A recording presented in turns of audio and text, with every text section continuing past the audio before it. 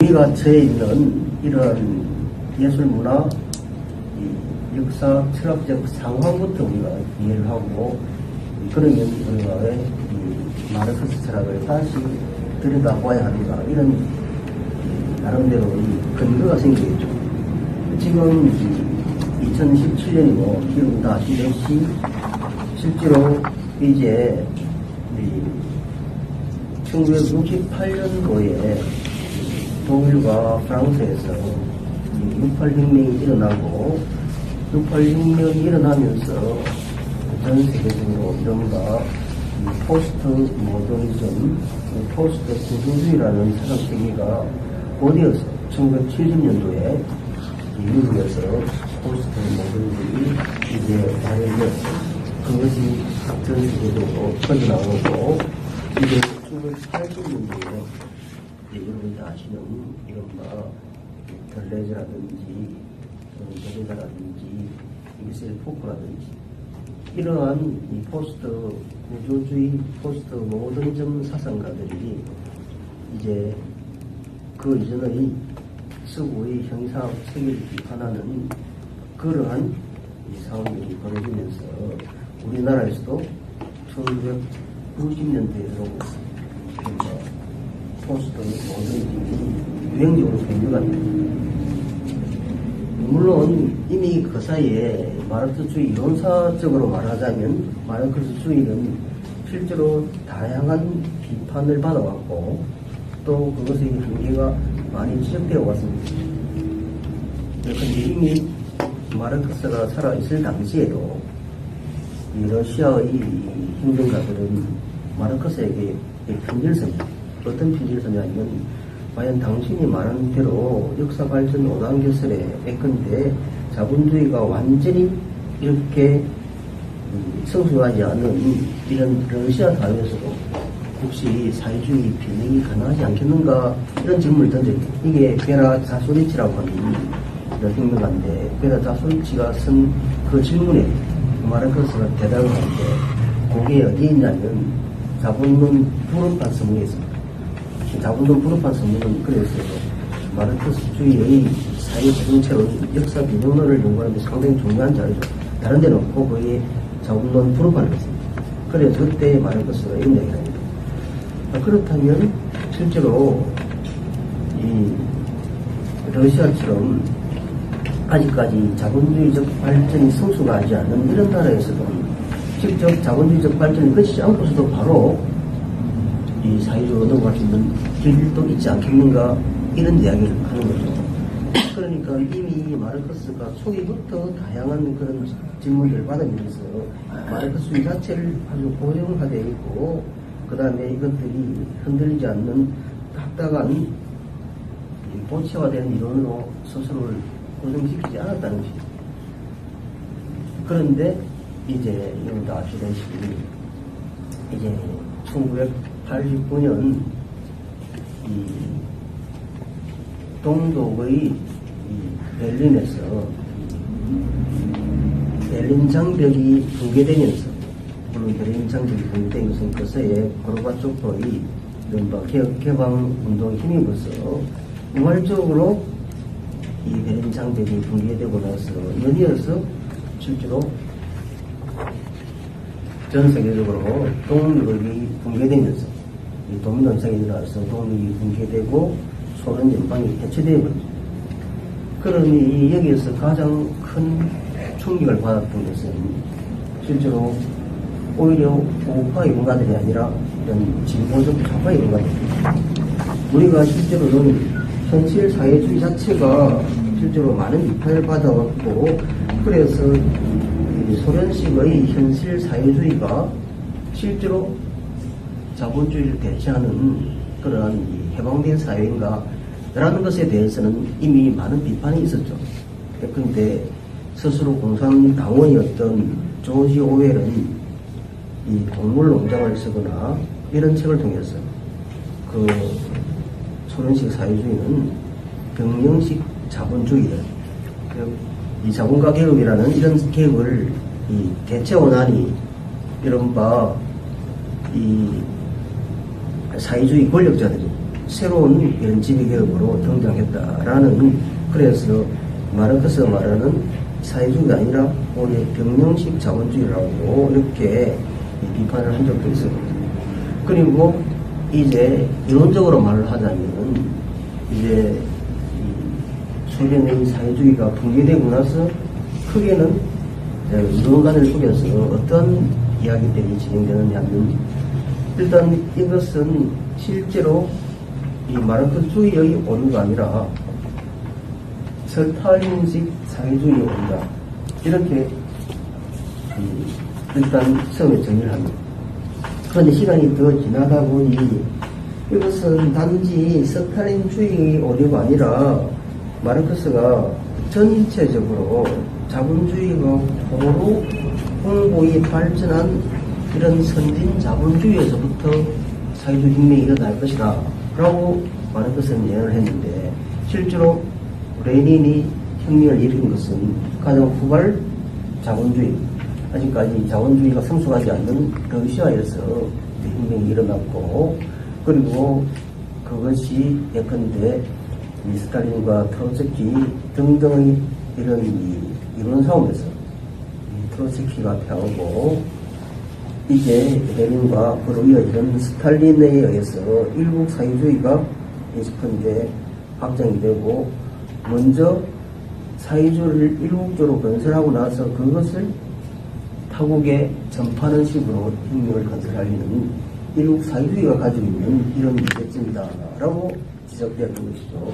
그런 이 한대심이 지나서 다시 트로츠키주의가 다시 부활하고 다시 재검토되어야 한다. 마르크스가 말하는 이 혁명론은 실제로 트로츠키가 말하는 영구혁명론과 더 가깝다. 트로츠키가 말하는 영구혁명론이라는 것은 결국은 일단 자본주의적 모순이 가장 극도로 드러나고 있는 그 지역에서 먼저 혁명이 일어나고 나서 그 혁명을 다른 지역으로 전파시키고 소출하는 일부 혁명론, 이것들이 잘못되었고, 그래서 이 자본주의가 골고루 발전한 이런 선진 자본주의부터 동시다발적으로 사회주의 혁명이 일어나야 한다. 이러한 트로츠키 영구혁명론이거든요. 이 영구혁명론이 그때는 오히려 당파 싸움에 의해서 이론적으로 비난을 받고 트로츠키는 그래서 제거당하지만, 이제 한 10수년 전에 다시 트로츠키주의자들의 사고들이 다시 검토 대상이 되었습니다. 그러면서 또 이론적으로는 이것을 스탈린에서 찾다가 다시 레닌에서 찾고, 그리고 이제 마르크스의 이런 그 내부에 이른바 주관적 공식과 객관적 공식의 긴장이 있다. 이런 진단까지 나옵니다. 이 마르크스주의 내부에 들어있는 주관적 공식과 객관적 공식이라는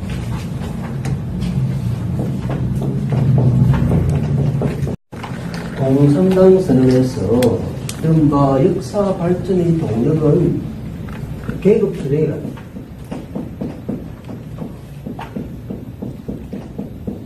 그리고 이 객관적 공식은 독일 이데올로기나 정치 경제학 비판서문 등등의 이런 책에서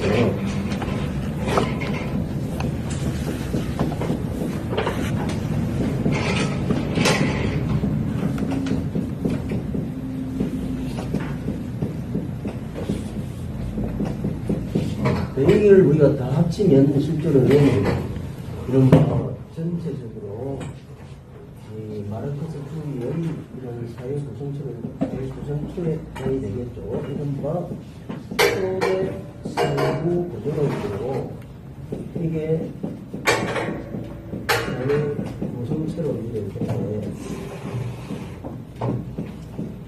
일단 이 마르크스가 다음에 우리가 더 구체적으로 이야기를 하게 될 겁니다. 오늘은 이제 전반적으로 우리가 처해 있는 사회사상적 예술문화적 재평이 어떤 것이고 왜 우리가 다시 마르크스를 읽게 되는가, 이런 이야기를 좀 드리고 싶어서 이야기를 짚어보는 겁니다. 그런데 이 객관적 공식에서 생산력과 생산과정의 모습이라는 것은 일단 생산력이라는 것은 일단 이 자연 환경이 가지고 있는 그런 자연력입니다. 그런데 토지의 비효과라든지 뭐 지하 광물 이런 것도 들어가겠죠. 그 다음에 인간이 가지고 있는 인간의 기술력, 그 다음에 과학 기술, 노동 능력 이런 것들이 생산력이 될 것이고, 생산 관계는 일단 이 주요한 그 사이에서 주요한 생산 수단을 오늘 이건 안 주고 됩니다. 나중에 또 다음에 더 우리가 이 경쟁법적 유물론과 역사 유물론을 할 때 이걸 다시 더 구체적으로 할 것이기 때문에 일단 오늘 그냥 편하게 들어지고 전체적인 이런 방송만 이해하시면 되는데, 이때 생산 관계는 일단 주요한 생산 수단을 누가 가지고 있느냐. 예컨대 그게 자본주의라든지 공장이라든지 또는 생산 기계라든지 이런 거겠죠. 이 주요한 생산 수단을 자본가가 가지고 있는 생산 관계가 자본주의 사회고, 그래서 생산 수단의 소유 관계가 생산 관계에서 가장 중요하죠.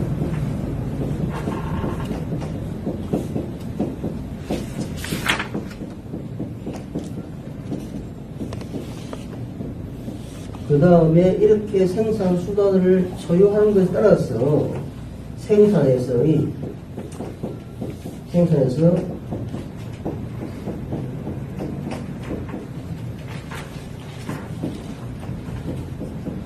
인간들의 지위와 관계입니다. 그리고 이에 따라서 만들어진 생산물을 분배하는 그 관계입니다. 이렇게 생산 관계가 이렇게 크게 이렇게 진행된다면 생산 자연력, 인간의 그런 직접 능력, 과학 기술 이것도 포함되겠죠. 그리고 인간의 노동 능력 이런 것들이 실제로 생산력에 포함되는데, 이 객관적 공식이 생산력과 생산 관계의 모습이라는 것은 실제로 특정한 이 체제에는 계속 생산력이 발전해 가는 것입니다. 생산력이 일정한 이 발전 단계에 도달하면 그 생산력을 뒷받침하는 생산 관계가 더 이상 생산력을 발전시키는 그러한 기능을 하지 못하고 생산력이 발전의 촉체가 되는 시기가 온다는 것이죠. 예컨대 이 중세를 예를 들어본다면, 중세 초기에는 중세가 실제로는 이 고대 노예제에서 중세로 넘어갔겠죠. 이 고대 노예제에서는 이 인간들이 완전히 인격성을 박탈당한 채로 이 동물처럼 사육되어 있습니다. 그래서 강제 노동을 경험하는 것입니다. 이러한 상태에서는 그들에게는 노동이라는 것은 마르크스가 말하는 노동의 자기 창조적 성격, 자아실현적 성격이 완전히 사라져버리고, 노동을 하지 않으면 더 행복하겠죠. 그러니 이 노예가 이 노동의 주요한 생산 수단이 되는 저 소유 관계에서는 노예는 아무리 기술력이 발전해도 그 앞선 기술력을 활용할 여지가 생기지 않겠죠. 그래서 일을 하지 않을 때만 행복하고 일을 할 때는 고통스러운 것이겠죠. 그러니 아무리 기술력이 발전을 해도 이 노예 소유주가 노예를 부려서 생산물을 만들어내는 이러한 이 고대 노예의 생산 관계에서는 생산력이 이 생산 관계 때문에 더 이상 발전할 수 없는 한계에 부딪힙니다. 그러니 이제 역사적으로 이제 이 지배계급들이 노예를 해방시켜주면서 그들에게 자율적인 이 권한을 자기 영지 내에서 거주하면서 일정 정도 자기 주관 하에서 생산을 하고 그 생산물의 일부를 공물로 바치는, 그리고 또 스스로 가족도 행사할 수 있는 이런 자유를 주면서 노예가 해방이 되죠. 그러면서 생산력이 폭발적으로 발전을 합니다. 그리고 생산력이 또 폭발적으로 발전해서 이제 그러면 이제 생산과 생산관계의 모습이 해소된 것이죠. 그런데 생산과 생산관계 모습이 해소되는 것만으로 역사가 바뀌질 않죠. 이게 생산과 생산관계 이것을 합쳐서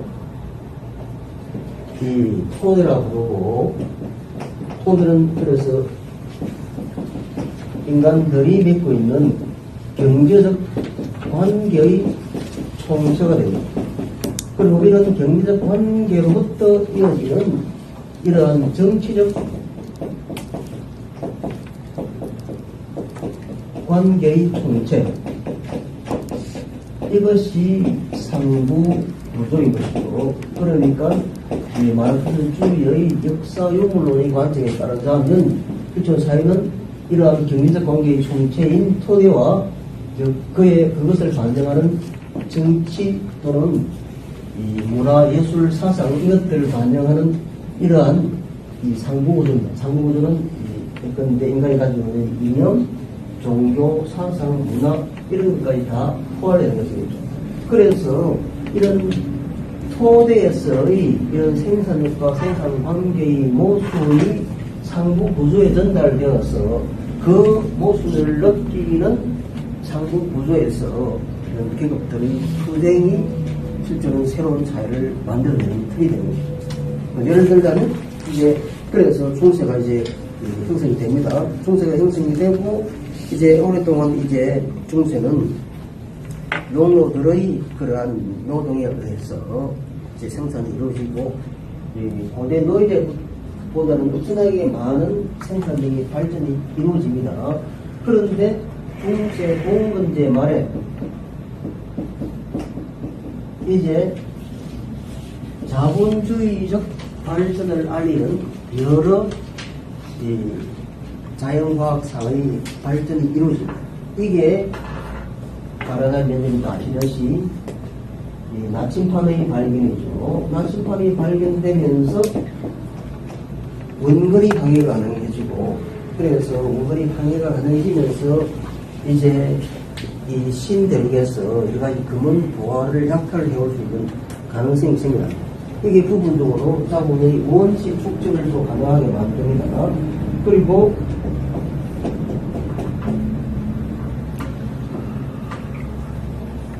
이 과거에는 그냥 손으로 짤 수밖에 없었던 이런 직물을 이제 실을 자는 방적기가 나오고 직물을 자는 방직기가 나오고 이름으로써 이른바 산업혁명의 토대가 만들어지죠.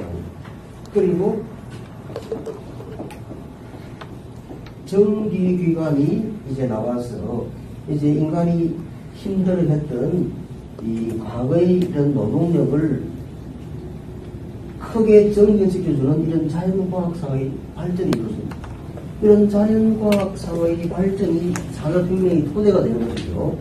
그렇게 산업혁명의 토대가 되면서 역사가 또 어떻게 진행되어 가냐면 이제 서서히 이제 여기에서 역사는 이제 다양한 방식의 자본가들을 만들어내는데, 처음에 등장한 자본가가 상인 부르주아지, 상인 자본가. 이 상인 자본가는 소규모 근거리 무역을 하는 이런 자본가죠. 그런데 이 상인 자본가가 자신의 이 전체 이 무역과 유통의 규모를 확대시키면서 원거리 대규모 무역을 하게 됩니다. 그러면서 이제 역사에서 자본가가 상인 자본가와 상업 자본가로 이렇게 만들어지고, 그런데 이들은 그러나 여전히 유통 부분에서만 종사했습니다. 여기 있는 물건을 팔아서 저기에 가져와서 저기에 갖다 팔므로써 거기에서 남는 차익을 얻어가는 이른바 유통 부분에 종사하는 이런 자본가이죠. 아니, 이 자본가는 아직까지 근대적 의미의 자본가가 아니라 아직 전근대적 의미의 자본가입니다. 그런데 이런 자본가가 이제 서서히 상업자본가가 이제 산업자본가로 자신의 이 모습을 바꾸어갑니다. 그러니 이 산업자본가는 뭘 짓습니까? 스스로 이 공장을 지어가지고 여기서 노동자를 고용합니다.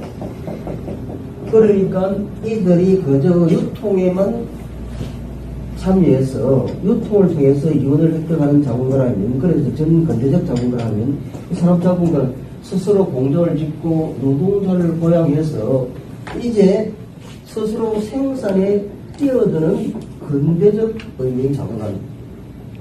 그런데 이렇게 역사에서 근대적 의미의 자본가인 산업자본가가 등장하니 이제 이 역사가 이걸 조금 더 길고 더 마르크스 역사 연구를 중에서 좀 더 세밀하게 또 이제 산업자본가가 이렇게 공장을 짓고 노동자를 고용해야 할 자신의 경제적 필요에 의해서 공장을 짓습니다.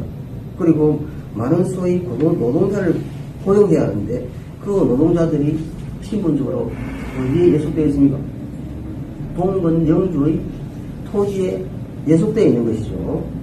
그러니 동건 영주의 토지에 거주지점의 자유가 없이 예속되어 있는 농노들을 해방시켜야 할 정치적 필요가 생겨납니다.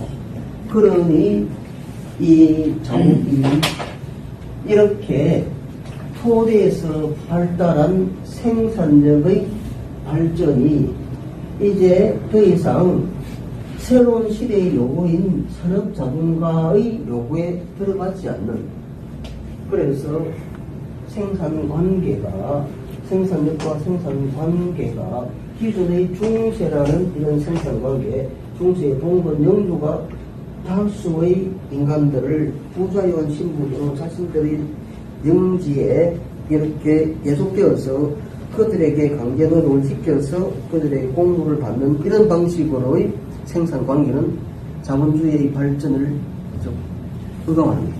그러니까 생산력과 생산관계의 모습이 생겨나는 것이죠. 그런데 이렇게 토대, 하부구조에서 생산력과 생산관계의 모순이 생겨나는 것만으로 이 혁명이 안 일어난다는 것이죠. 그러니 이제 이러한 생산관계가 이 생산력과 모순이 되어서 새롭게 자본주의적 생산력을 더 발전시키고 산업혁명을 더욱 확실하게 진전시키기 위해서는 중세 봉건적인 생산관계가 자본주의적 생산관계로 바뀌어야 한다는 거예요. 그러니 이제 제1신분인 국왕 또는 귀족입니다. 그리고 제2신분인 이 성직자 계층이죠. 그리고 제3신분인 이 부르주아지, 우리가 알고 있는 이 산업 부르주아지 계층이겠죠. 그리고 제4신분인 이 노동자 농민입니다. 그러니 이제 신흥 부르주아지가 제3신분인 신흥 부르주아지가 이제 노동자와 농민과 연대해서 사신분인 노동자와 농민과 연대해서 제1신분과 제2신분이 지배하는 앙상 레진 두 체제를 타동하고 자신들의 권력을 만들어내는 것. 이게 우리가 알고 있는 부르주아지입니다. 사회주의입니다. 그러니 토대에서 시작된 생산력과 생산관계의 모순이 완전히 자본주의로 정착하려면 무엇이 필요합니까? 그 모순을 인지하는 상부 구조에서의 기업들 간의 계급 투쟁이 있어야 한다는 거죠. 그러니까 이것이 여기서 이제 말할 것은 그래서 주관적 공식을 계급 투쟁입니다. 실제로는 계급 투쟁이 있어야만 역사가 발전하고 또 그리고 그러한 그것이 이루어지기 위한 근거로서 객관적 공식적 이 토대에서 경제적 관계인 토대 또는 화목 구조에서 생산력과 생산 관계의 모순이 이루어져야 하는데 이미 이 내부에 주관적 공식과 객관적 공식의 긴장이 있었다. 이게 나중에 또 다시 길게 설명을 드리겠지만, 그러니 마르크스주의 내부에서 실제로 어떤 것이 진정으로 역사 발전의 동력인가에 대한 해명의 방식이, 예컨대 어느 집단은 생산력과 생산 관계의 모순이 발생하면 저절로 자본주의는 내적으로 붕괴하고 자연스럽게 사회주의로 이행할 것이다. 이게 생산력 중심주의이기 때문에. 그러면 주관적인 기록 투쟁들이 그렇게 따로 이 주관적인 기록 투쟁을 준비하지 않아도 이것은 자연스럽게 자본주의가 몰락하고 사회주의로 발전할 것이다. 또 이것들은 나중에 이것들이 이제 특히 레닌이 힘을 일으킬 당시에 이른바 대기주의 생산력 중심주의로 비판을 받습니다. 그런데 또 결국은 아무리 생산력과 생산 관계의 그런 모순이 존재하더라도 결국은 상부 구조에서 일어나는 계급 투쟁이 존재하지 않으면 혁명이 일어나지 않은 것이다. 무엇보다 평상시에 준비하는 계급 투쟁이 가장 혁명에서 가장 중요한 요건이다.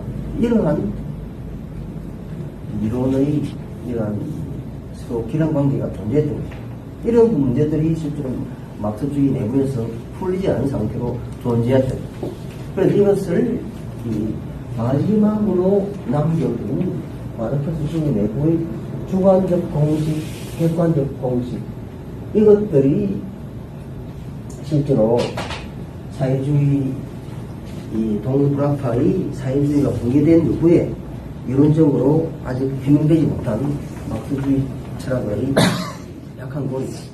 아직까지 이것이 정확히 해명되지 못했던 것이고, 이렇게 이제 마르크스주의 내부에 이렇게 그러한 약한 고리들이 존재했고, 그리고 또 이것들이 해결되지 못한 채로 실제로 전개되어 왔고, 그리고 이제 역사가 이제 급속하게 바뀌어가면서 이제 여러분 아시듯이 동북아파의 사회주의가 붕괴되고 난 후에 가장 격렬하게 이 자본주의의 완전성, 인간의 역사가 이제 과거 고대 노예제, 중세 봉제를 거치고 자본주의를 거치고 또는 그 사이에 다양한 형태로 발전되어 왔던 군주정 또는 이 절대주의, 그 다음에 또 파시즘, 다양한 형태로 인간들의 그런 정치 체제가 변해왔지만 이제 자본주의라고 하는 경제 토대에 기초한 자유민주주의야말로 인간의 역사가 도달한 최후의 종착점입니다. 이것을 주장하는 자가 이거 보세요. 적어놨습니다. 프랜시스 후쿠야마의 역사의 종말입니다. 후쿠야마의 역사의 종말은 역사가 끝이 났다는 것이 아니라 이제 인간이 도달한 어느 이 역사 체제, 어느 이른바 사회 시스템도 자본주의를 능가할 체제가 없더라. 이것을 역사적으로 증명한 것이 바로 동유럽의 현실 사회주의 붕괴다. 이 현실 사회주의 붕괴는 이 마르크스주의가 더 이상, 마르크스주의 혁명이 더 이상 불가능하고 또 자본주의가 그 내적인 모습에 의해서 필연적으로 붕괴하고 사회주의로 넘어갈 것이다 라는 마르크스 진단이 틀렸다는 것을 명확하게 우리에게 보여줍니다. 그러니 간단히 말하면 후야말 역사적으로 말은 실제로 역사가 과거로부터 현재까지 이렇게 진보를 해온 건 맞지만 그 진보의 역사는 이제 진보의 종국점은 자본주의로 끝이 납니다. 자본주의가 비록 내부에 모순이 있다 하더라도 자본주의는 그 어떤 체제보다 자기 모습을 더 잘 극복할 수 있는 인간이 만들어낸 가장 뛰어난 체제로, 그리고 그것이 정치적으로 발현된 자유민주주의가 인간이 또 역사가 도달한 궁극적인 체제다. 이게 후쿠야마의 역사 종말을 이루는 그 비밀이에요. 바로 다 깨보는 핵심입니다. 그리고 이 후쿠야마의 역사 종말은 자본주의가 인간이 도달한 최상의 사회체제다. 이거죠. 그리고 한번 여러분, 또는 이거보다 더 자본주의보다 더 나은 체제는 없다는 거죠. 자본주의 체제로 모든 체제가 다 이루어졌고, 사회주의도 경험해봤지만, 비록 사회주의도 자본주의보다 우월한 체제가 아니라는 것들이 증명되는 이러한 이 후쿠야마의 이런 역사 종말론이 급속하게 이제 편제되면서 후쿠야마 역사 종말론이 또 기묘하게 포스트 모더니즘과 또 어느 정도 일관성을 가지게 됩니다. 그리고 이미 1968년 이 독일의 또는 프랑스의 68혁명에서 촉발된 이 포스트 모더니즘적 사상이 이제 더 이상 서구의 형이상학을 다루고 있는 서구의 이 형이상학적 책임,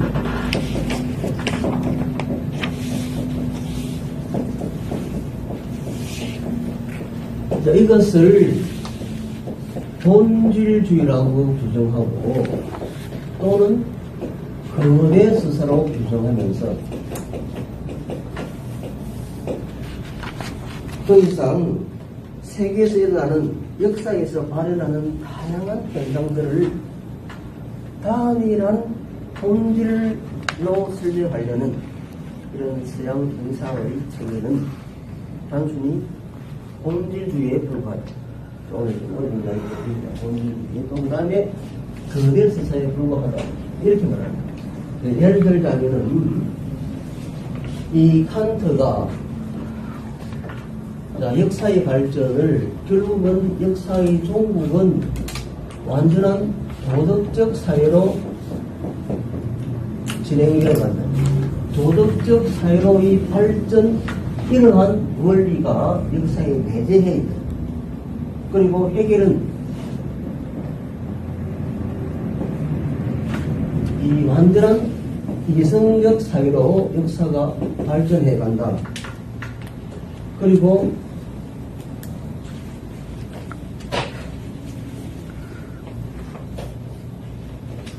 이 말할 것은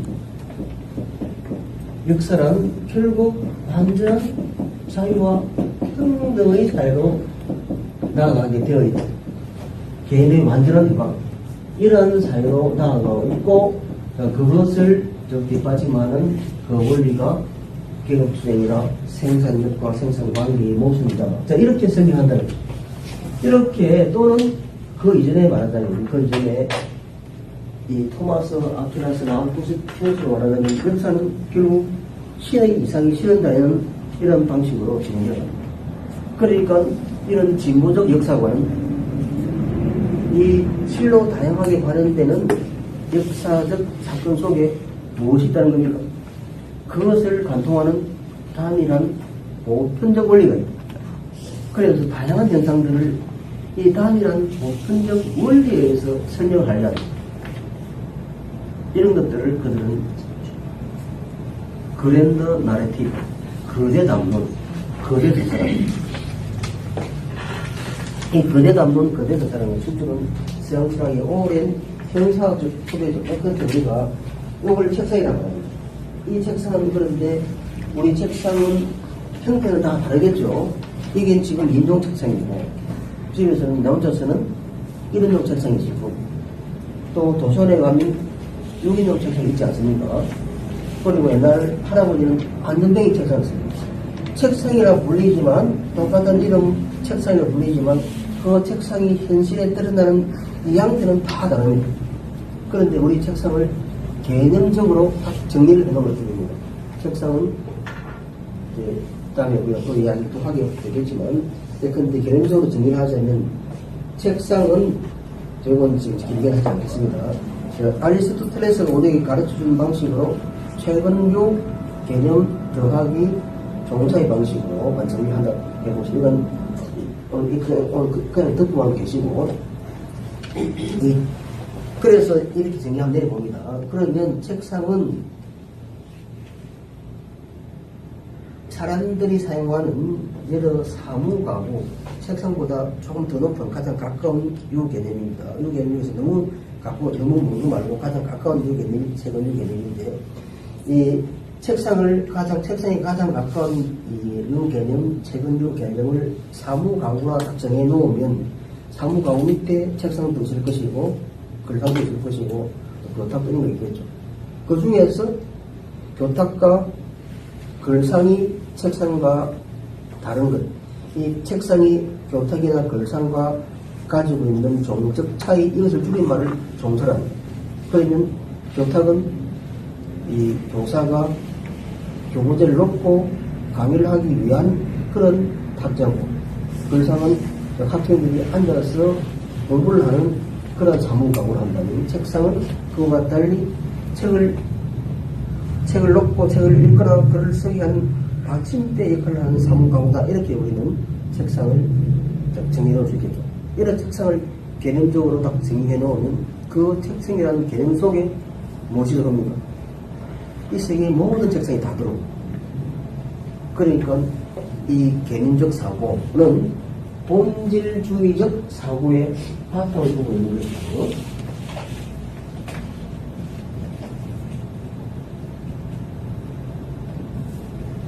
그러니까 드러나는 다양한 이 현상을 하나의 본질로 환원시켰어.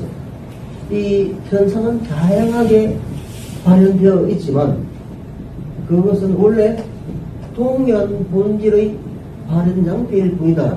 모든 것을 하나의 본질로 이렇게 설명을 할 수 있으면 우리는 책상이라는 개념 속에서 이 세계에 존재하는 모든 책상을 한꺼번에 다 포괄해 설명할 수 있습니다. 이게 이른바 리오타르가 설명하려는, 비판하려는 총체화의 요구입니다. 이른바 총체화의 기회. 리오타르는 이것을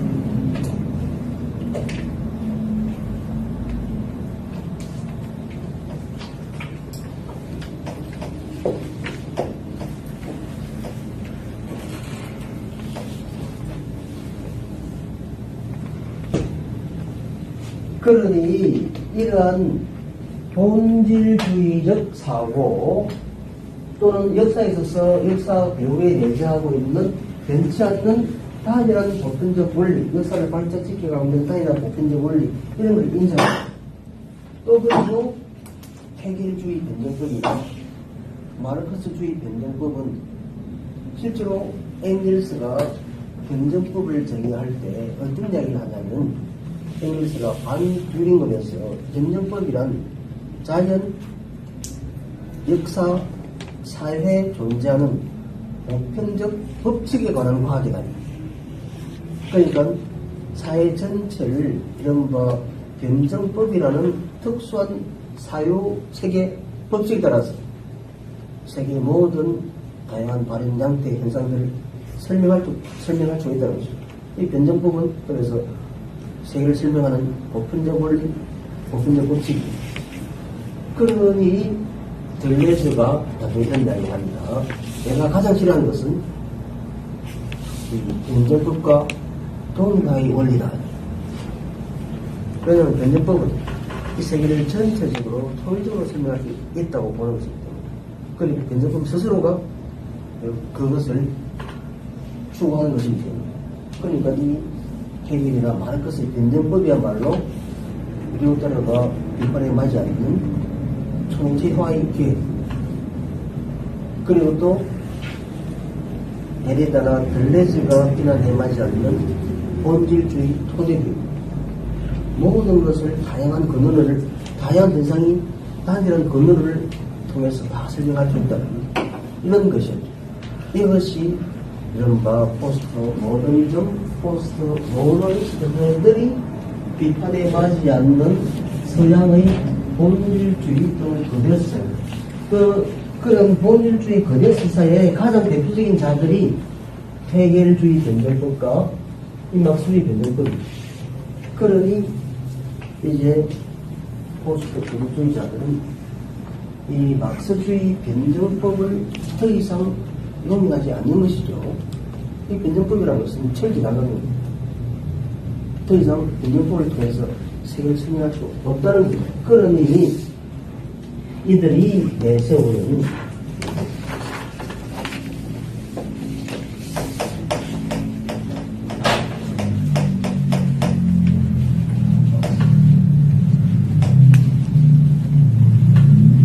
이 점이 이제 등장해서 이것이 다양한 방식으로 발현됩니다. 이 첫 번째 넓은 의미의 포스트 모더니즘. 이 넓은 의미의 포스트 모더니즘은 좁은 의미의 이 포스트 모더니즘이죠. 이것은 이런 사상, 문화, 예술 특유의 예술 문화적 발현 양태입니다.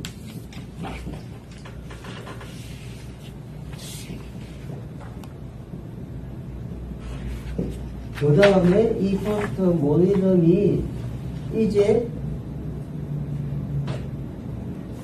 경제적으로 발현되는 것이 포스트 코드주의.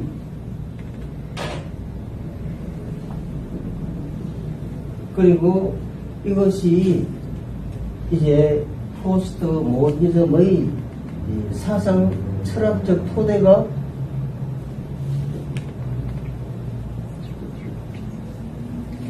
포스트 중도주의.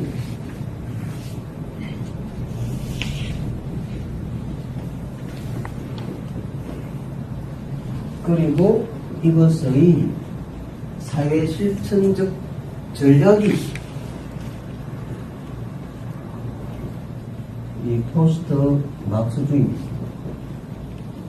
그러니까 이건 다음에 우리가 또 나중에 이제 우리가 지금 제 강의가 지금 어디까지 진행을 하고 있냐면, 우리가 다시 말할 것을 왜 읽어야 하느냐. 그리고 조금 이따 다시 설명드리겠지만, 지금은 이렇게 이 헤겔주의 변증법, 마크주의 변증법을 비판하고 이 포스트 모더니즘적 사유를 내세웠던 이 포스트 모더니즘이 지금 흔들리고 있죠. 적어도 2000년도 이후부터 이제 포스트 모더니즘은 동로되기 시작합니다. 그리고 여전히 들레즈가 아직까지 많은 영향을 미치고, 또 특히 영화 비평은 여전히 큰 영향을 끼치지만, 이제 더 이상 포스트 모더니즘으로 우리 사회 포스트 모더니즘으로 역사를 설명하기에는 이제 많은 한계를 점을 드러내고 있습니다. 그러면 이제는 우리는 뭘 해야 되냐면, 이 포스트 모더니즘이라고 말할 수 있는 이 사상 체계까지 나아가야 됩니다. 그래서 일단 우리는 여기에서 포스트 모더니즘 이후의 사상 체계를 부르는 용어들이 예컨대 이 예술문화관계에서는 2009년도에 이 런던의 테이트 모던 미술관에서 이 얼트 모던이라는 제목으로 세계의 다양한 21세기 동시대의 미술들을 얼트 모던이라는 제목으로 끌어모아서 전시를 한 니콜라 부리오가 제시하는 얼트 모던이라는 점이라는 용어까지 지금 나오고 있습니다. 그리고 또 이 독일의 하인리히 클로츠라고 하는 이 철학자는 이것을 더 세컨드 모더니즘, 제2차 모더니즘으로 부르다. 그러니 일단 이야기가 지금 갑자기 확 뛰어갔거든. 그런데 포스트 모더니즘 이후를 지금 어떻게 부르느냐, 그것을 포스트 모더니즘으로 부를 것인지, 얼트 모더니즘으로 부를 것인지, 아니면 제2차 모더니즘이라 부를 것인지, 이러한 이 명확한 합의는 없지만 다양한 또는 용어적으로는 이 포스트 모더니즘의 경략 또는 포스트 모더니즘 이후 다양한 용어가 사용되고 있지만 이제 포스트 모더니즘이 우리 사회를 설명할 수 있는 그러한 면체계가 되지 않는다는 이러한 이 여러 가지 다양한 자각과 그런 비판이 나온다면 이제 우리가 사상, 철학, 문화, 예술적으로 우리는 포스트 모더니즘을 대체할 포스트 모더니즘 이후의 사상, 문화, 예술 체계를 찾아야 하는 이런 시기에 우리가 놓였다는 거죠. 그런데 그 위에 우리가 지금 이제 급히 우리가 따져봐야 할 이론가들이 대개 이렇게 말하면 이게 아감벤이라든지 아감벤보다 조금 앞서면 그랑시에르라든지 그랑시에르, 조르조 아감벤, 그 다음에 이 마르크스를 넘어선 마르크스 한 책을 쓴 안토니오 네글입니다. 또는 R.M. 바디우, 이런 자들이 지금 전 세계적으로 포스트 모더니즘 이후에 우리가 따져봐야 할 이런 철학가들로 구성되어 있습니다.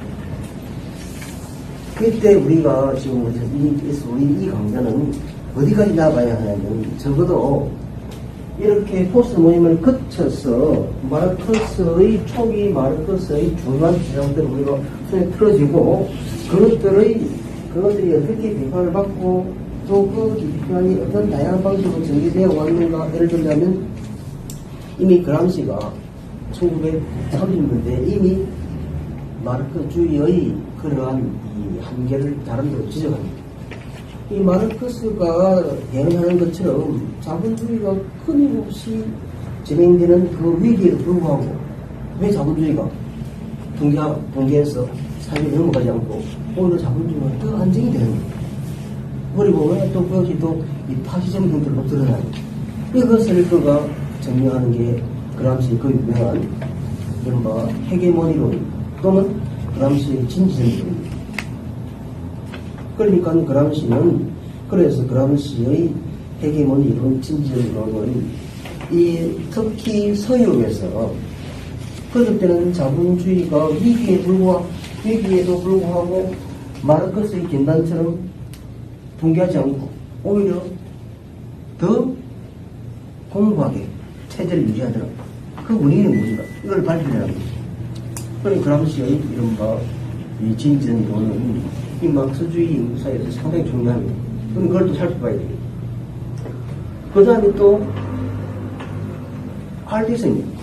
알티슨가 나와서 마르크스가 토대 상부구조를 말하는데 마르크스의 토대 상부구조라는 것은 결국은 경제적 관계의 총체인 생산력과 생산 관계를 합친 생산 양식, 이 토대가 결국은 상부 구조를 규정하는 토대 우위론입니다. 결국은 경제적 관계가 먼저 변해야 그래서 새로운 체제가 나올 수 있고, 그래서 이것은 이 생산력 우위, 토대 우위론에 불과하다. 특정한 어떤 과정에서 이 경제가 가장 중요한, 가장 핵심적인 요인인 것은 맞지만 최종 신급, 신급이라는 이 용어가 법률적인 용어로 인스턴트, 심판 제1심 심할 때 인스턴트, 법률로 쓰면 인스턴트가 있고 이 인스턴트, 그래서 최종 이것을 예전에 이 용어를 최종 신입이라고 번역 많이 했습니다. 그러니까 인스턴트는 용어를 잘못 번역한 사람이 있는데 최종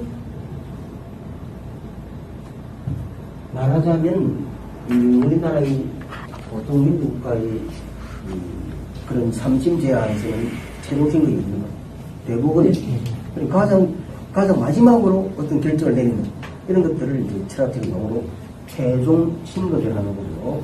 그런데 최종 신급이 경제인 것은 맞지만, 그러나 최종 신급이라는 고소관청만은 오지 않는데, 그러니까 실제로 경제가 그 자체만으로 사회의 변화에서 결정적으로 영향을 끼치는 그러한 순간은 없다는 거죠. 그래서 그가 내세운 게, 알티스가 내세운 게 중성결정론입니다. 그러니까 알티스의 중성결정론을 더 봐야 됩니다. 마르크스를 우리가 다시 살펴보려면 이 알티스가 주장하는 중성결정론, 그 중성결정론이 가지고 있는 또 다양한 이론들, 알티스가 말하는 호명론 또는 그에 걸쳐서 알티스가 다 자그락하게 영향을 받아서 밝혀내는 이 막스주의 새로운 형태들, 이런 것들도 우리가 살펴봐야 됩니다. 그리고 또 하브마스가 또 한참 뒤에 나왔습니다. 이제 하브마스가 이런 또 이야기를 합니다. 이제 마르크스가 독일 이데올로기라고 하는 이 책에서는 이른바 노동과 상호작용이라는 이러한 이 범주를 내세워서 다양하게 설명을 할 수 했는데, 이제 마르크스가 그 이후에 와서는 경제결정론적으로 또 이론을 설명하고 있더라. 그러니 이러한 단순히 마르크스의 토대상속 구조론으로는 이미 후기자본주의, 조직화된 자본주의로 들어선 후기자본주의를 설명할 수 없다. 이미 후기자본주의는 이 하브마스의 분석에 따르자면 마르크스가 자본주의에서 잉여가치가 획득되는 두 가지 방식이 있다. 하나는 이 노동자들에게 계속 일을 계속 많이 시켰어. 노동량을 위해서 잉여가치를 만들어내는 절대적 잉여가치. 두 번째는, 그러니까 이 초기 자본주의는 무조건 장시간 노동을 시켰어. 거기서 노동자들에게 그 상한의 임금을 주지 않고 거기서 일을 획득하는 것이. 그런데 거기에 이제 일정한 단계에 가면 노동자들이 이상에 부딪히고, 또 그래서 자본가끼리의 경쟁이 또 생겨나기 때문에 자본가는 앞선 기술력을 계속 도입하려 합니다. 그래서 앞선 기술력을 도입해서, 예컨대 예전에는 노동자들 10시간 일을 시켜서 이 신발을, 벨크를 만들었다면, 예를 들면, 이제 더 좋은 기계를 가져와서 노동자들에게 10시간 일을 시켜서 신발을 20컬을 만듭니다. 그러면 노동 생산성이 2배로 올라갑니다. 노동 생산성이 2배로 올랐는데 자본가가 그에 맞춰서 임금을 2배로 올려줍니까? 안 올려주겠죠. 그래, 그 차익을 이용해서 잉여가치를 획득하겠죠. 이것을 상대적 잉여가치랍니다. 마르크스의 자본론에서 잉여가치 획득 방식이 두 가지라면, 절대적 잉여가치와 상대적 잉여가치입니다. 그런데 절대적 잉여가치와 상대적 잉여가치 이것만으로는 하브마스가 보기에 현대 사회를 조직화된 자본으로 설명할 수 없다.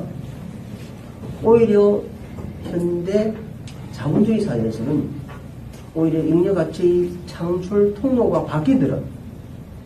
그것을 그는 뭐냐면 간접적 잉여가치랍니다. 한국에서 우리가 다른 이걸 참고를 또 이야기하고 오늘 전반적인 이야기를 하는 것이기 때문에 하브마스입니다.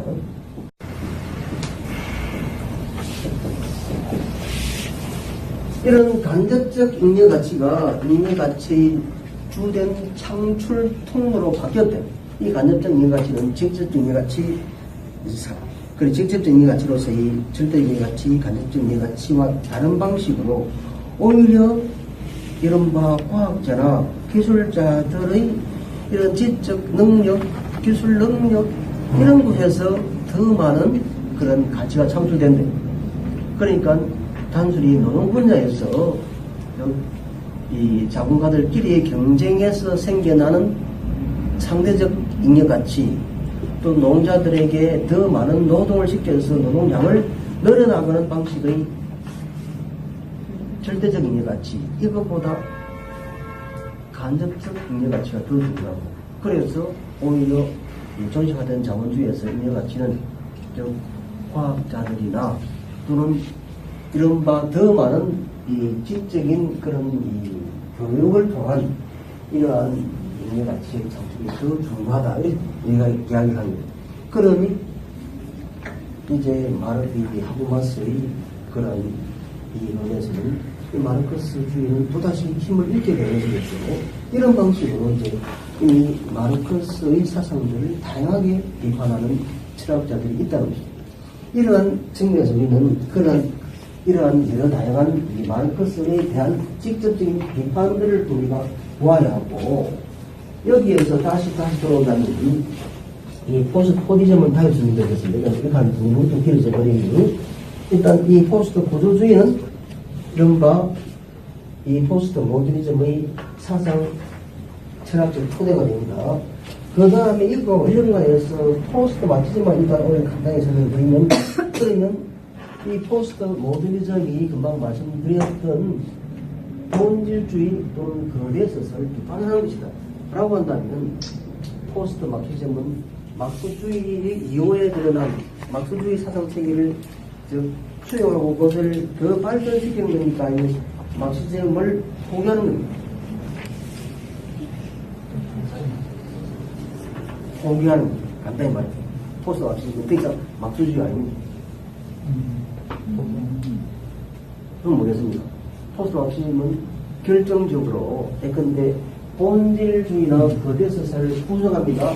이 예전에 우리가 이 데리다나 델레즈나 리오타르나 이런 사람들을 1990년대 초반부터 이미 유럽이나 미국 같은 사회에서는 그들의 이름이 1980년대부터 이제 해당하면서 세계적인 사상가가 되기 시작하고, 이 우리에게는 1980년대는 저거는 이념의 시대였습니다. 계속 우리는 민주화 시대를 통해서 계속 막시즘 운동을 학생들은 막시즘을 많이 받아들이고, 또 그전에는 마르크스부터 제대로 못 읽었습니다. 1983, 4년까지는 마르크스 못 읽고 기껏해야 변형된 루카치를 읽고, 마르크스를 직접 읽지 못했기 때문에 오히려 또 이 하버마스나 아도르노나 이른바 네오마르크스들, 이 프랑크푸르트 학파의 철학자들 책을 읽고 마르크스 원전들 80년대 중후반까지 읽지 못했죠. 그러다가 87, 67년대 급수하게 막수의 책들을 이제 금수로 묶여있던 것들이 풀리면서 그걸 읽으면서 우리 80년대는 이 서유럽의 이 철학자들이 이미 포스트 모더니즘, 포스트 구조주의를 받아들이면서 이른바 이 헤겔의 변증법이나 막스주의 변증법을 비판적으로 사용하고 있을 그때 여전히 이제 막스즘을 다시 읽기 위해 급급했고, 그러다가 갑자기 1989년에 동료 사회주의 붕괴돼 보니 허겁지겁 막스즘을 던지고,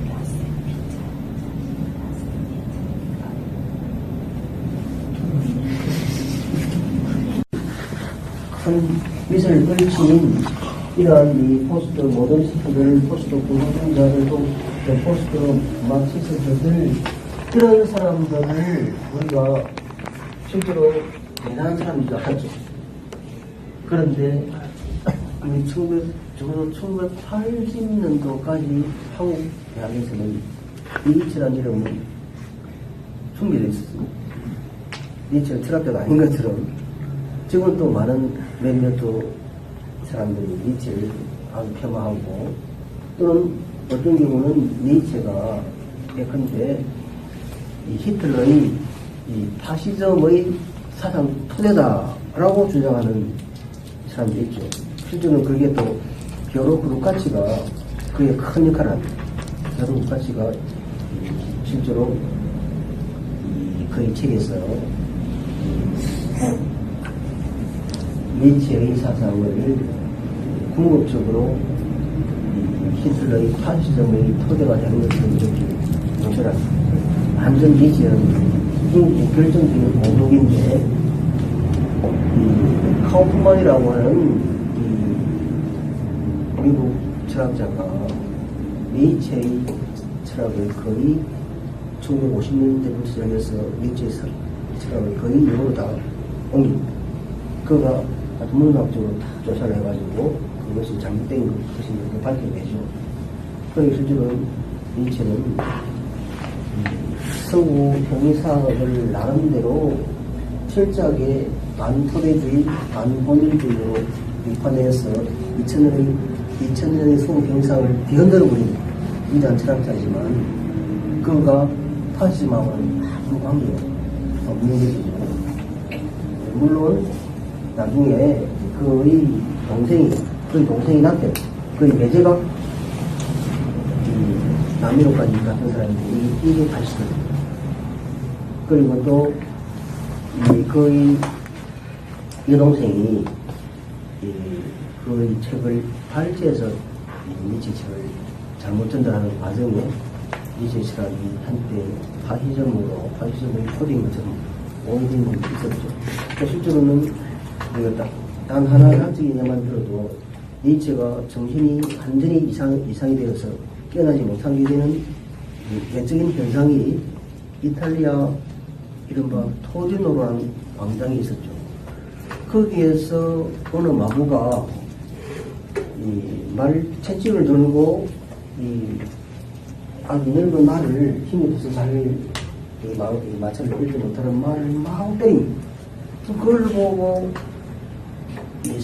니체가 그 말목을 끌어안고 울면서 정신이 완전히 돌아갑니다. 그래서 결국은 정신병이 일어나서 병원에 전체 죽는 거죠. 그런데 이 니체의 사상에 보면 니체가 말하는 노예도덕, 주인도덕 이런 것들이 실제로는 주인도덕이 실제로는 노예도덕과 주인도덕을 나누어서 주인도덕이 더 높은 그런 가치고 노예도덕이 더 하등의 가치인 것처럼 설명하지만 그가 말하는 주인도덕은 실제로 지배계급의 도덕이 아니죠. 자기 스스로 자기 운명을 개척하는 그게 스스로 자기 삶의 가치를 부여하는 이런 자들은 주인입니다.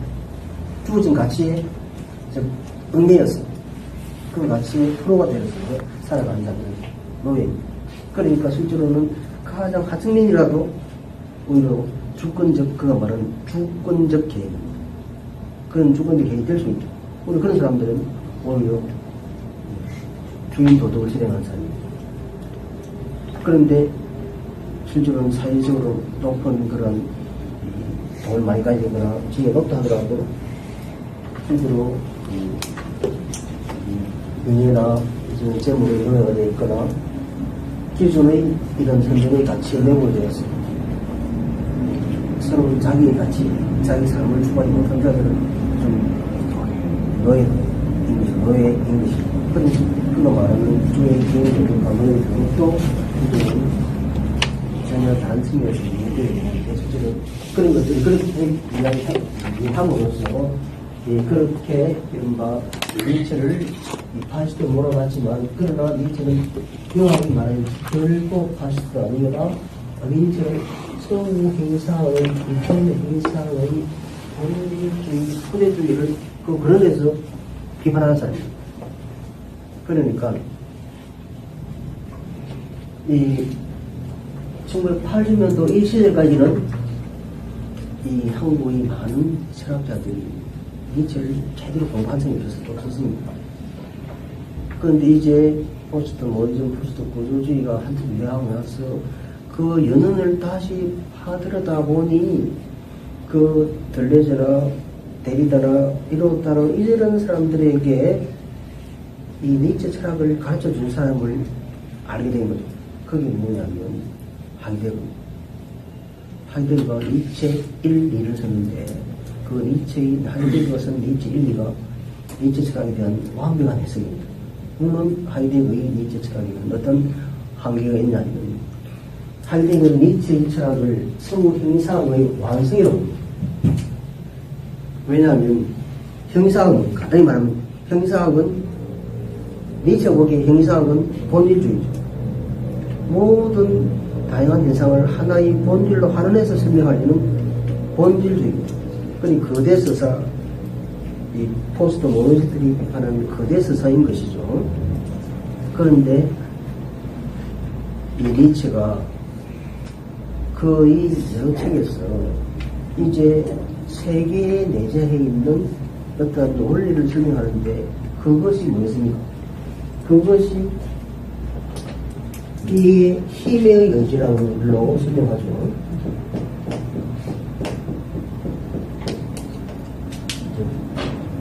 예전에는 이걸 권력 의지라고 번역해줍니다. 요즘은 이 권력 의지라고 생각하지 않고 힘의 의지라고 설명하는데 이 힘의 의지 이러한 것으로부터 이 세계의 모든 사물들이 가지고 있는 다양한 운동 원리 이것들을 설명하자면 이 권력이 어떻습니까? 이것도 다양한 이성들을 하나의 통계적 원리로 설명하는 것처럼 보이죠. 그런 하이데거는 오히려 니체를 서양 현상의 완성자를 그러나 어쨌든 니체가 하이데거의 그 표현은 또 끊임없이 니체가 서양 현상을 그 근원부터 흔들한다는 측면에서 이제 이 하이데거의 니체 해석은 많은 부분 니체의 설정을 잘 해내고 그리고 니체가 다시 들레즈나 푸코나 데리다 같은 철학자들에게 받아들여지게 한 크게한 공로를 세우고 또 그 철학도 위대했지만 사실은 한면 또 가지고 있었던 것이죠. 그런데 여기에서 이제 니체가 제기하는 것은 이른바 동일화하는 사고입니다. 동일성입니다. 그가 보는 것은 이른바 개념이라는 것은 역사를 가지지 않은 것만 개념화될 수 있다. 우리가 어떤 대상을 개념적으로 정의한다. 이 책상을 책을 읽고 글을 쓰기 위한 받침대 역할을 하는 사무가구다. 이렇게 책상을 정의하는 순간에 우리 이 세계에 있는 모든 책상을 이 책상이라는 정의 속에 책상이라는 개념 속에 다 포괄할 수 있죠. 그렇지만 우리 책상을 이렇게 전체적으로 총체적으로 포괄할 수 있는 가능성을 손에 틀어주었지만 이 책상은 그런데 어느 한 공무원 응시생을 한번 예를 들어 설명해요. 이 친구가 오랫동안 한 사업이에요. 긴 시간 동안 공무원은 시험을 준비하다가 집에서도 많은 공부를 했는데 내년을 자기가 쓰던 또 아버지에게 물려받은 낡은 나무 책상이 하나 있었다. 그 나무 책상을 가지고 계속 공부를 해왔던 거죠. 그런데 이제 그러다 오는 이런 준비를 해와서 마지막에 이제 공무원시험이 다 걸렸습니다. 그리고 이제 그 공무원시험이 걸리면서 오랜 자신의 고통스러운 시간이 지나가고 그러나마 그럭저럭 과거보다 더 나은 삶이 자기에게 찾아온 거죠. 그런데 어머니가 이제 책상 버리자. 책상 너무 낡았으니까 내가 더 좋은 책상 사줄 테니 버리자. 얘는 어떻게 합니까? 이 친구는 이 책상 못 버립니다. 이 책상에 뭐가 들어있습니까? 자기 온 삶의 역사가 다 들어있는 거죠. 그러니까 그래서 개념적 사고를 하는 순간에 그 개념적 사고로 정리되는 대상은 그 대상에 들어있는 온갖 삶의 역사들이 다 배제되거든요. 그래서 이 책은 자신의 역사를 가지지 않은 것만 개념화될 수 있다. 그럼 우리는 통상 특히 여기 오신 분들은 항상 보편적 원리 또는 진리 또는 정의 이런 것들을 많이 생각하시는 분이기 때문에 우리 항상 본질주의적 사고를 많이 합니다. 왜냐하면 그래도 본질적인 그러한 또는 보편적인 진리는 있을 거예요. 이런 생각을 합니다. 그러면 니체 생각이 틀린 일이 맞는지 한번 생각해봐요.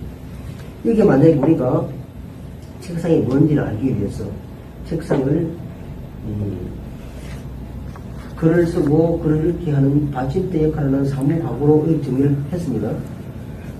그러면 이 책상은 내가 볼 때는 나는 이 책상을 그냥 글을 쓰는 받침대 역할을 하는 사무과구로 생각하는데, 어떤 예를 한번 들어보겠습니다. 제 할머니가 있었습니다. 제 할머니가 저희 집에 같이 있으면서 어머니가 일하러 나가시니 어머니 대신 집안 살림을 대신 살아주는데, 제가 이렇게 생긴 책상을 들고 하나 사가지고 집에 들어갔습니다. 들어가서 이제 이걸 가지고 어떡하니 할머니가 저를 부릅니다. 이 책상을 이걸 어디서 왜 물어봅니다. 이거 내가 집에서 공부를 하고 논문 쓰려고 하니 이게 그냥 책상 하나로는 부족해서 책을 늘어나야 되는데, 그래서 필요해서 본인 숙성으로 쓰려고 사왔는데요 하니까 자기도 하나 더 사달라. 왜 내가 지금 허리가 아파서 이게 싱크대에 서가지고 일하기도 힘들어. 이거 싱크대 앞에 놔놓고 앉아서 그걸 거기다가 도마 어디서 일을 하면 참 좋겠네. 그럼 할머니에게는 이게 뭡니까? 책상입니까? 조리대입니까? 조리대입니까? 그러면 그러면 할머니에게 책상의 본질 또는 책상의 개념이라는 게 존재합니까? 존재하지 않습니까? 존재하지 않지요. 아니죠. 그리고 우리가 지금 이 A4 용지 가지고 있으면 이거 A4 용지 뭡니까? 프린트 용지가 되죠. 그래서는 용지가 됩니다. 그런데 내 꼬마 동생한테 이거 덕종이 뭐가 됩니까? 딱지 만들거나 그림 그리는 그런 용지가 되겠죠. 그 애기는 이게 놀이 도구가 되겠죠. 그러면 프린터 용지의 A4 용지, A4 프린터 용지의 본질이 있습니까? 이게 일치 생각이에요. 본질이라는 것. 본질은 없고, 본질이 있다 해도 알 수가 없고, 알 수 있다 해도 다른 사람에게 전달해 줄 수가 없어요. 이미 이 생각을 소크라테스가 나오기 전에 소피스트들이 이미 했던 이야기입니다. 본질은 존재하지 않는다는 거죠. 본질 다시 반복하고, 본질은 없어. 본질은 있어도 알 수가 없어. 알 수 있다 해도 타인에게 전달해 줄 수가 없습니다. 이게 니체가 말하는 반본입니다. 그럼 뭘만 있느냐? 해석을 하는 다양한 관점만 있다고 이야기를 앞으로 계속 하게 되는 거고, 또 마르크스 주의처럼 결국은 저를 포함해서 여기 계신 분들은 기본적으로는 다 본질주의적 성향을 가지고 있는 사람들. 왜냐면 우리는 그래도 보편적 진리를 믿고 싶은 사람들이 그리고 또 그래도 뭔가 이 포스트 모니스트들이 던져버린 동일성과 공통성을 어떤 방식이든 다 찾아보려는 사람들이기 때문에 그런 사람들이 오히려 차이를 더 존중하는 사람도 있겠죠. 그런데 그렇다면 우리는 이래서 어떤 생각을 해봤느냐 하면, 과연 그런 니체의 반본질주의적 사고가 틀렸는가 이렇게 물어볼 수 있습니다. 그럼 도대체 우리가 이 책상이 뭔가를 알려면 이 책상이 도대체 어떤 기능을 가지고 어떤 목적으로 만들어진 것을 먼저 알아야 이 책상이 뭔지를 알지, 이렇게 생각했죠. 그럼 우리 할머니가 아무리 책상을 자기 마음대로, 책상이 원래 기능과 무관하게 자기 마음대로 들고 와서 이것을 그냥 조리대로 쓴다 하더라도 책상의 기능이 달라진 것은 아니다. 할머니가 자의적으로 책상을 마음대로 이렇게 역할을 바꾸어서 책상의 기능을 바꾸어서 만들었을 뿐이지 책상의 본질이 달라진 것이 아니다, 이렇게 말합니다. 그럼 이게 맞습니까, 틀리십니까? 맞는 측면도 있고 틀린 측면도 있습니다. 왜냐하면 니체주의자는 이렇게 말합니다. 봐라, 책상의 너희들이 말하는 그 본질주의적 관점에서 이렇게 나오는 것이죠. 그럼 만약에 우리가 이 집에서 이 내방 좁은 도서관에서는 6인용 책상을 탁 들고 지금 방을 들어가 봅니다. 이걸 뭘 들어가 보십시오. 그 책상이 됩니까, 안 됩니까? 쭉 들어가서 목도 못 들고 애물단지가 되겠죠. 그러면 그 도서관용 6인용 책상은 책상이라는 것이 문제입니까? 6인용이 문제입니까? 6인용이 문제죠. 그러니까 책상의 본질이 먼저 있었고 그에 따라서 기능이 달라진 6인용 책상이 있었던 것이 아니라 애초에 니체의 관점에 따르자면 6인용 책상은 그 본질과 무관하게 그것이 그렇게 사용되기 위해서 만들어진 거예요. 본질을 존재하지 않았던 것이죠. 그래도 우리는 여전히 본질주의 사고를 하려 합니다. 왜냐하면 그걸 인정하지 않으면 보편적 진리라는 것들이 주어지지 않기 때문에. 그래서 여전히 막스주의자들은 본질주의자들 수밖에 없고 또 해결주의자들도 본질주의자들일 수밖에 없습니다. 우리 지금 본질주의를 우리가 지금 계속 하는 우리는 본질주의를 가지고 생출 수밖에 없습니다. 우리가 막스주의를 이렇게 계속 연구를 하는 한에는. 그러나 니체가 말하는 이 반본질주의, 반토대주의가 어떠한 그러한 이 바탕에서 본질주의를 비판해 들어오는가를 우리가 그걸 이해하지 못하면 본질주의 사고를 또 방어해낼 수도 없는 것이겠죠.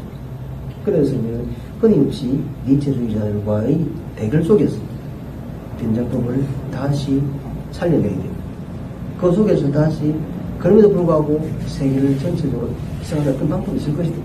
자, 이렇게 해서 이제 코스 마치들은, 이 코스 마치들은, 자, 그러니 이 동물성이라는 것은 존재 안에 애초에 개업이라는 것도 동일한 가치를 가진, 동일한 예를 가진 그런 집단들이 아니면 노동계급의 동일성이라는 것은 혹은 실제로 다양한 예관계로 이 분산되어 있는 개인들만 있을 뿐이지 동일한 가치와 동일한 이해관계로 뭉쳐진 노동자 계급이라는 계급은 없다면 이게 허구다.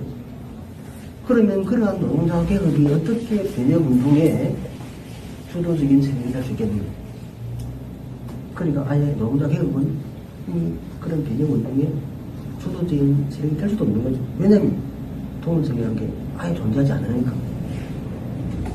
그러면 이제 노동자 계급의 변혁에서의 주체성이라는 것이 사라져야 돼.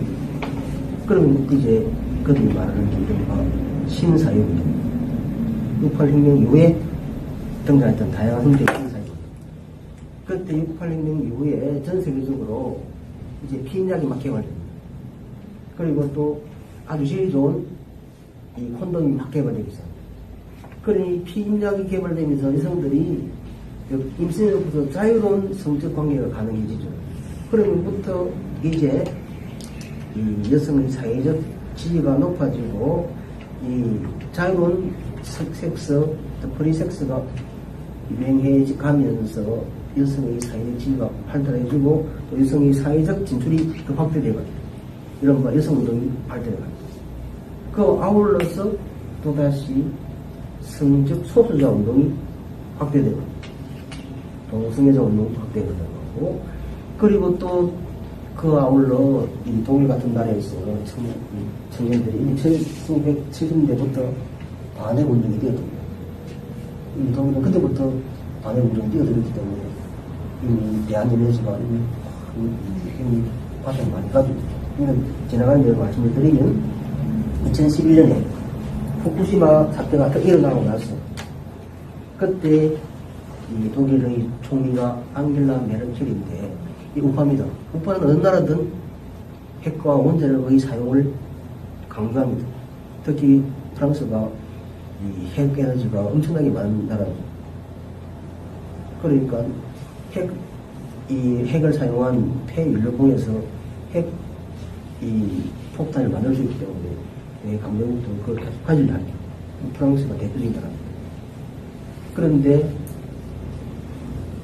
이 어느 나라든 우파는 계속 핵연료, 핵에너지를 계속 유지하려는 측인데 역시 앙겔라 메르켈도 우파이기 때문에 집권 초기에 어떤 선언을 하냐면 2022년가량에 그 당시에 독일이 이제 핵을 완전히 다 폐기하고 핵이 없는 사회로 가기로 일단 사회적으로 합의가 돼 있었습니다.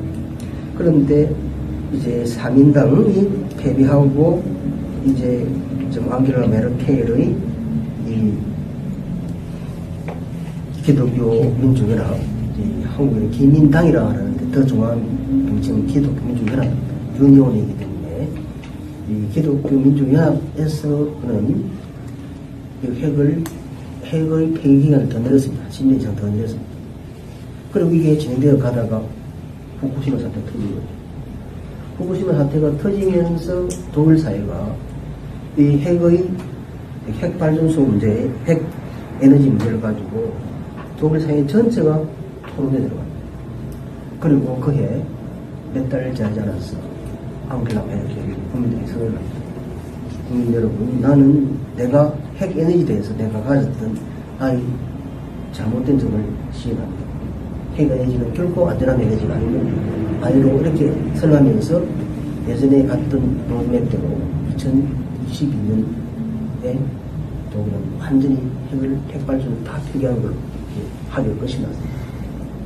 그런데 우리 그때 2011년, 12년 그 사이 이명박 정권이었던 뭐합니다. 요르단의 핵발전, 핵수출한다고 막 자랑합니다. 다 거짓말이었죠.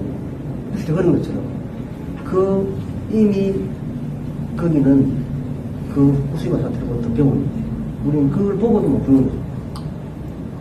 그래서 좀 신고리 오리고기도 그런 문제를 봐야 돼요. 어쨌든 좀 지나가는 이야기였고, 그때 일어났던 이 젊은이들의 반핵운동, 또는 또 당시에 6.18운동의 영향을 받았던 전 세계 젊은이들이 이제 미국의 베트남 전쟁을 반대하는 반전운동, 반핵운동, 반전운동, 여성운동, 그리고 또 학생운동, 다양한 형태의 지역운동, 그리고 성적 소수자운동, 이런 형태의 신사회운동입니다. 이런 형태의 신사회운동이 실제로 이 노동자 계급 운동에 못지않게 동등한 역할을 해서 우리 사회를 더 해방된 사회로 변화시킬 수 있는 이런 운동이다. 그들의 주장입니다. 문제는 그런데 이제 이 사회를 관통하는 보편적 원리라는 게 없다는 거죠. 그러니 예컨대 이 자본주의 사회가 이렇게 멸망하고 붕괴하고 그것의 대안적 체제로서의 사회주의 공산주의 사회가 도래할 것이라는 마르크스의 이른바 이 보편적 역사원리, 진보적 역사관, 또는 그 이전의 철학자들의 진보적 역사관은 유해황론과 이미 생멸을 당한 겁니다. 생멸을 당한. 그러니 이 자본주의 사회 다음의 사회가 이 사회주의다, 공산주의다라는 패러다임은 더 이상 존재하지 않습니다. 숱하게 다양한 역사에서 다양한 역할을 하는, 다양한 이해관계를 가진 다양한 집단들이 이렇게 그들의 집단들의 그런 운동들이 접합이 되어서 그 아티큘레이션, 그 접합에 따라서 우리 사회가 더 해방된 사회가 될 수도 있고 그렇지 않을 수도 있고, 이른바 역사적 불가지입니다. 어떤 사회가 될지도 모르겠다. 오히려 더 나은 해방된 사회로 될 수도 있고, 오히려 더 억압된 그런 사회로 갈 수도 있다. 이렇게 예상할 수 있는 거죠. 결국은 이런 다양한 이러한 집단들이 어떠한 가치를 내고 어떻게 싸우고 그들의 투쟁들이 어떻게 집합되냐에 따라서 지금보다 더 나은 해방된 사회로 가고 다양한 성이 존중되는 더 나은 사회, 아니면 또 더 억압된 사회로 갈지 알 수 없다는 거죠. 이것은 실제로는 마르크스의 역사 발전을 어떻게 인정하니까 부정하는 거예요. 실제로는 그러니까 포스트 마르크시즘은 그 이상 마르크시즘이 아닌 거죠. 노동자계의 주도를 포기해. 그리고 역사 발전으로서의 자본주의가 어떤 방식이든 모습을 가지기 때문에 이제 그걸 대체할 어떤 다른 사회가 올 것이라는 자체를 인정하지 않는 것이죠. 이런 측면에서는 오히려 후쿠야마가 말했던 역사 정말로는 북한청년의 가입니다. 물론 후쿠야마의 역사 정말로는 자본주의가 가장 궁극적인 최선의 그런 체계라는 것을 강변하는 것이고, 포스트 마르크시즘은 그것을 강변하지는 않지만 이보다 더 나은 체계가 있을 수도 있겠지만, 이게 이 다음에 올 그 사회가 더 나은 세계인지 그러지 않을지는 면밀히 예상할 수는 없다는 것입니다. 그건 오히려 어떻습니까? 그래서 낙관론입니까? 비관론입니까? 비관론의 가능성이 더 많죠. 이런 것들이 실제로 포스트 모더니즘의 특징이라 한다면, 그럼 일단 간단히 말하면 포스트 모더니즘은 뭘 부정하는 겁니까? 세계를 전체적이고 통일적으로 이해할 수 있다는 보편적 진리, 보편적 원리, 세계의 전체적 통일적 그들의 용어로 총체적 이해를 인정합니까? 부정합니까? 부정하는 거죠. 이게 이제 그러다 보니 끊임없이 이제 전체적으로 세계를 이해한다는, 할 수 있다는 이런 것들을 계속 거대해서 새로 비판하고, 그러한 것들이 없는 이러한 작은 이야기만 해오려 합니다. 그런데 이제 소련이 붕괴됐죠. 그리고 이제 역사가 이제 미국 중심의 이국 자본주의, 이렇게 해서 이른바 세계화된 자본주의, 신자유주의 자본주의가 되면서 이제 자본은 과거의 국민자본이었어요. 다국적 자본으로 또 초국적 자본으로 또 확산되는 초국적 자본이 뭡니까? 초국적 자본은 이 자본의 이런 공간을 한 국가 내에 제한시키지 않고 전 세계를 무대로 이원을 추구하는 자본입니다. 우리나라 같은 저기 코스트코, 이런 유통 자본 코스트코, 삼성도 이 초국적 자본을 제공하고 있습니다. 베트남에 들어가서 우리 기술을 가지고 몇몇 관리자만 데리고 들어가죠. 그리고 베트남에서 구할 수 있는 원료를 또 거기서 구하고 베트남의 그런 노동자들 고용합니다. 그러니까 자본, 원료, 노동, 기술, 이것들이 전 세계적으로 복합되고, 그러니까 이 삼성이 해외 공장을 아무리 많이 지어도 그것들이 그 짓는 만큼 우리나라의 부가가치가 주어집니까? 안 주어집니까? 삼성이 돈을 벌긴 해도 우리나라 전체 국민 경제에 미치는 효과는 미미한 것입니다. 이게 초국배우입니다. 그 나라의 국민들의 고용이 늘어나니까 이제 어떻게 합니까? 전 세계적으로 국가 권력은 이 초국적 자본을 끌어들여서 자기 노동시장을 확대시키기 위해서 초국적 자본을 막 끌어들이는 그런 정책을 시작합니다. 그럼 어떻게 됩니까? 초국적 자본을 끌어들이면 거기에 들어와서 뭘 할 수 있도록 만들어줘야 됩니까? 기업 활동을 하기 쉽도록, 흔히 말하는 MB가 많이 말하는 무슨 맞습니다. 그래서 프렌들리 정책을 결국 손쉬운 해고, 손쉬운 이른바 고용의 안정성을 해치는 노동 유연성을 도입해 노동시장을 유연해. 노동시장을 유연하게 하려면 간단히 뭡니까? 쉽게 해고하고 또 쉽게 자를 수 있고, 그 다음에 기업에 뭡니까? 분담금을 줄여주고 기업 분담금을 다 개인에게 넘기는 이러한 정책을 써야만이 초국 자본이 들어오겠죠. 이 초국적 자본이 전 세계를 지배하게 됩니다. 어떻게 됩니까? 각 초국적 자본을 끌어들이기 위한 각 개별 국가의 국가 권력은 어쩔 수 없이 과거에 자기들이 전개해왔던 복지 수준을 줄여가야 됩니다. 그리고 줄여드는 복지 수준은 다 개인 부담을 넘겨야 됩니다. 이게 신자유주의가 우리에게 남겨준 결과입니다. 그리고 이제 이 초국 자본은 스스로 거대 서사를 써갑니다. 전 세계를 무대로 이혼을 해결할 수 있는 그 토대를 막 찾아갑니다. 그런데 이 포스트 모더니즘은 어떡합니까?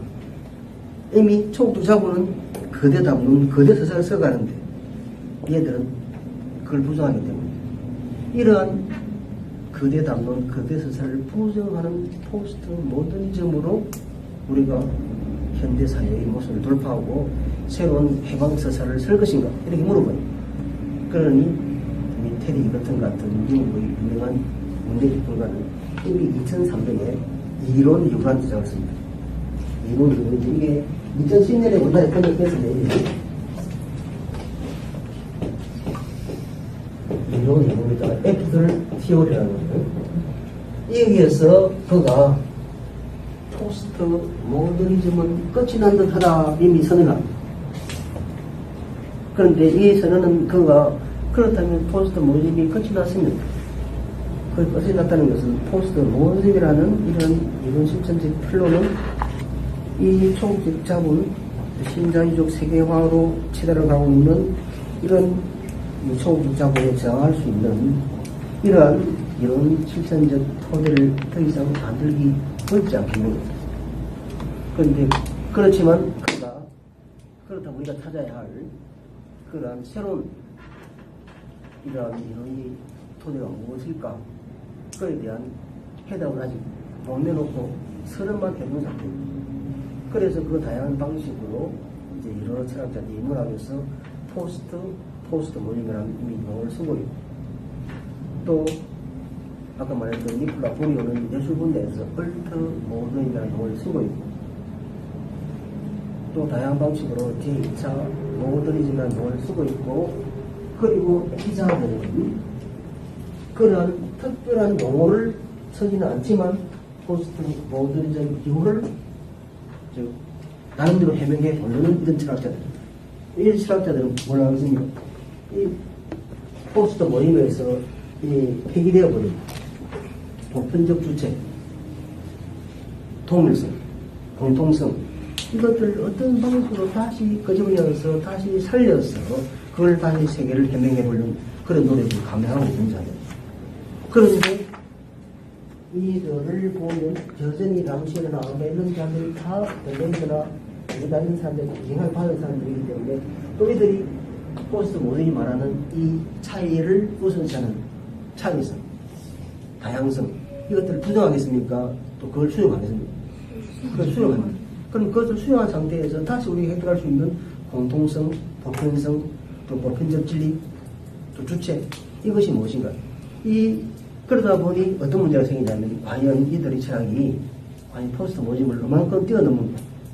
또 이들을 포스트 모즘 이후의 철학이라 말할 수 있을 것인가? 이런 또 어려운 이론적 문제가 생겨납니다. 이러한 지평에서 우리가 지금 움직이고 있습니다. 그리고 이제 다시 그런 지평에서 이제 우리가 만약에 포스트 모즘 이후를 다시 해명하면서 이 역사를 다시 설명하고 사회 대전 분량을 짜려면 죽은 게 취급당하는 죽은 게 취급이라는 건 이건 제 용어가 아니고 마르크스의 그게 나오는 용어죠. 변정부의 죽은 게 취급당한다 이 마르크스 용어입니다. 그래 이제 죽은 게 취급당하는 이 막스주의 변정법, 막스주의 철학들을 이제 그들이 말하는 동일성 철학, 그들이 말하는 보편성 철학 이것들을 다시 끄집어내어서 우리가 다시 살펴봐야 되지 않겠습니까? 또 그런 측면에서 이들을 우리가 급하게 봐야 되지만 이제 다시 마르크스의 철학들을 이제 포스트 모더니즘이 이제 더 이상 우리의 대안이 아니라고 밝혀진 이 마당에 그들이 비판하고 대던져버렸던 그 낙설주의 유물론, 역사유물론, 견적주의 유물론의 그러한 틀들을 다시 이해하고 그런 이때 우리가 다시 이해한다 할 때 변화된 상황에서 과거의 고전주의 막스주의를 그냥 적용해서는 안 되겠죠. 그렇다면 이런 변화된 상황에서 우리가 그걸 어떻게 받아들입니까? 이 해체주의 철학자는 여기 전에 나왔습니다만 후쿠야마를 비판합니다. 사이코 데리다는 마르크스의 유령이라는 책을 썼죠. 이 자기 죽기 전에 얼마 전에 쓴 책인데 요 근래 거의 마지막에 거의 쓴 책 중에 하나라고 볼 수 있는데 이 작가 데리다는 마르크스의 유령이라는 책을 썼습니다. 이 후쿠야마의 주장이야말로 이 페이지에 있습니다. 후쿠야마의 주장이야말로 마르크스의 죽음을 명백한 기정사실로 못 받고자 하는 애도와 트라우마의 주목이다. 그러니까 과거의 마르크 주의가 너무나 많은 학자들에게 이렇게 트라우마를 넘겼다. 혁명이라는 무서운 그런 트라우마를 주었기 때문에 마르크스를 완전히 죽은 걸로 기정사실로 하는 것이 불가하다. 이렇게 주장합니다. 그래서 실제 이제 그 말 이런 거 완성했습니다. 그래서 데리다는 후야마가 결국은 자본주의 및 자유주의 헤게모니를 찬양하는 것을 다음까지 비판합니다. 시장의 법칙, 외체, 과학기술적, 군사적, 경제적 발전의 불평등이 오늘날 인류 역사상 그 어느 때보다 더 거대하게 형성하고 있는 매우 끔찍한 실질적 불평등을 유지하는 한에서 이러한 담론은 부적합하고 때로는 위선적이고 어쨌든 형식적이고 비일관적인 것으로 머물 수밖에 없다. 왜냐하면 그것은 궁극적으로 스스로를 결코 폭력, 불평등, 배제, 기근이 없으며 따라서 지구와 인류 역사에서 인간에게 가진 경제적 억압이 없는 사회로서 자신을 실현한 자유민주주의라는 입장을 들으면서 새롭게 복음을 전하고자 하는 대담함을 가지고 있을 때 맺혀져야 하기 때문이다. 역사의 종말이라는 도취에 빠져 자유민주주의와 자본주의 시장이라는 이상의 강림을 노래하는 대신에 이데올로기의 종말과 거대 해방 감정들의 종말을 축하하는 대신에 고통당하는 수많은 특별 지역들이 있다는 이 명백한 거시적 사실을 결코 무시하지 말자. 지가 거대 담론을 비판하는 사인에 불구하고 거시적 사실도 무시하지 말자고 주장합니다. 그 어떤 정도의 진보도 그 이전에는 결코 절대 수치로 지구상에 그렇게 많은 남성, 여성 그리고 어린이가 예속되고 굶주리거나 또는 몰살된 적이 없었다. 그가 이렇게 아무리 후야마가 이 자본주의의 궁극성, 자유민주주의 궁극성을 내손하더라도 현실적으로 이 자본주의가 내보이고 있는 이 끔찍한 이 상황들은 경험적으로 볼 때 이것이 이 체제 내에서 해결될 수 있을 것이라고 주장할 수 있는 근거가 없다. 그러니 그 주장은 이 대리가 아시다시피 해체주의 철학자입니다. 그러니까 총체성의 원리를 근목에서 부정한다. 그래서 차이와 다양성을 주장한 자인 것이죠. 그럼에도 불구하고 그거는 마르크스가 여기서 주장하는 것은 마르크스의 철학을 우리가 다 수용하지 않는다는 부분만 버려서는 안 돼. 마르크스의 비판적 정신을 수용해야 돼. 우리는 더 나아가야 돼. 마르크스의 비판적 정신을 수용하고 거기서 또 더 나아가서 우리가 아직 다 이해하지 못한 새로운 시대에 적응해야 할 마르크스 이론들을 다시 찾으면서 놓쳐버린 보편성, 동일성, 공통성 이것들을 가지고 다시 전체적으로 보편적 진리를 합득하는 방법을 찾아야 되지 않느냐. 이것이 우리가 마르크스를 새롭게 이끌어낼 근거가 된다는 것입니다. 오늘 여기까지 마치겠습니다. 고생 많으셨습니다.